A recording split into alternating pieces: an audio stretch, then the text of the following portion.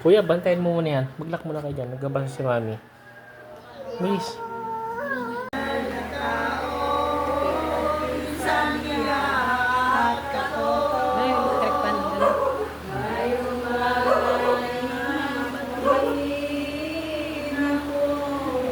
Hindi ko alam yung Sa isang barka'y sumilip, 10 mga apostoles, sa tumuloy sa Nazaret. Batang pinunguhan ibang sakop ng Bethsaida, sa disyerto'y dumuna, si Jesus na po mga 10 na mga kasama. Dinalala ang rito, may nagsilating na tao, mahigit na 5,000. Makikinig ang maglang karikitan, si Moises at si Elias, wala naman ang sukat. Dito'y itong Diyos anak, binabangon at inawag ng tatlo'y ang alagad. Sa maulihan loob, yung tatlong disipulos, pinag-usapan ni Jesus, huwagan niyang ibabantog yung inyong napanood.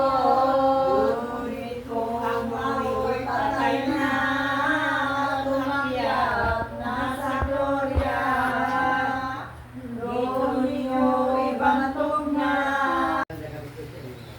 Pagkakain ng Rosario na nakapangyarihan at nakakabig Diyos Ama, Anak at Espiritu Santo. Nang sino man ang nabubuhay para sa sarili lang, nang sino man ang namamatay para sa sarili lamang, tayong lahat ay may pananagutan sa isa't isa. Tayong lahat ay tinipon ng Diyos na kapiling niya. Sa ating pagmamahalan at paglilingkod sa kanilungan, tayo'y nagdadala ng balita ng kaligtasan. Sabay-sabay na nanahawikan Day. mga bansa, tayo'y itinuring ng Panginoon bilang mga anak.